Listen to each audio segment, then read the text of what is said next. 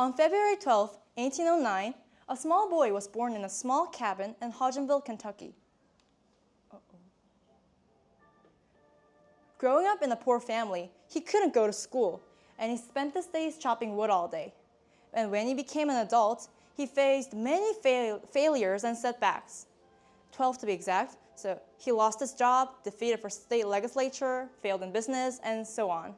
But imagine that this man is later remembered as a great man to us by abolishing slavery, uniting U.S. into one nation, and finally living as a man of God.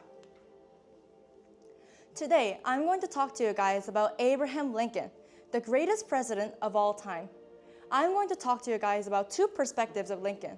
Lincoln as the president, and second, Lincoln as a Christian. Lincoln spent his childhood in both Kentucky and Indiana. He spent his days reading the Bible every day thanks to his mother Nancy and his stepmother Sarah. Reading the Bible every day made him a great leader in the future.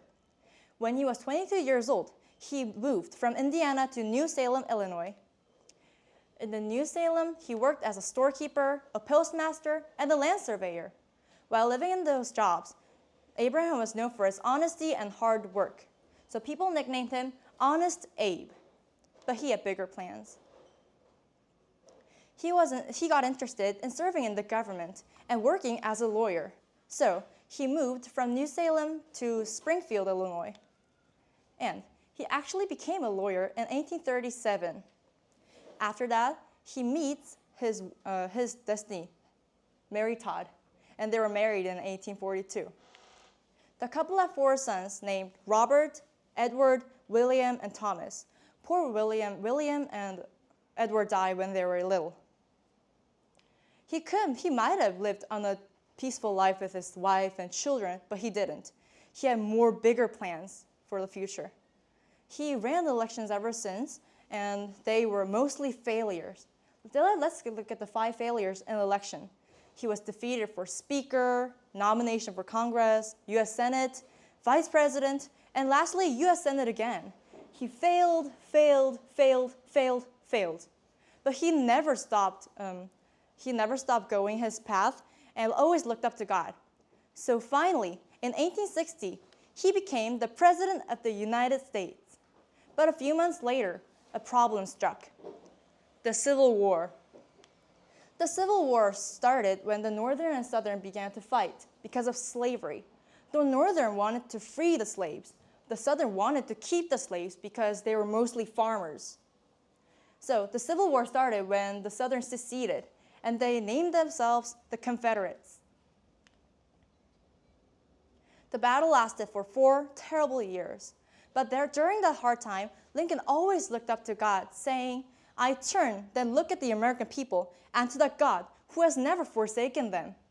So in 1862, the president warned the Confederate States that if they didn't join the Union within 100 days, he would set their slaves free. But they refused.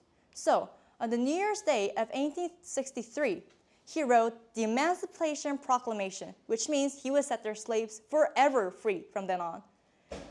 And then he made his most famous speech, the Gettysburg Address, to unite this nation once again. "This nation, under God, shall have a new birth of freedom, and that government of the people, by the people, for the people, shall not perish from the earth." After that, Lincoln was elected the 2nd term as the president, and he invited the Confederates back into the Union. But then a catastrophe struck.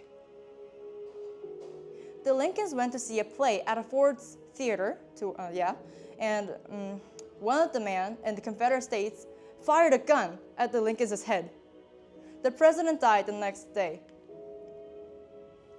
Today, Lincoln is remembered as a great leader who abolished slavery, uniting U.S. into one nation, and finally living as a man of God.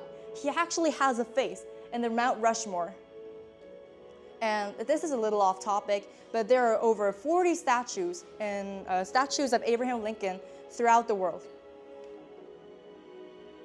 We can't but press on, guided by the best light he gives, trusting that his own good time and wise way all will yet be well.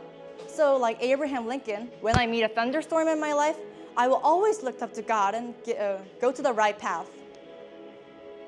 Thank you for listening.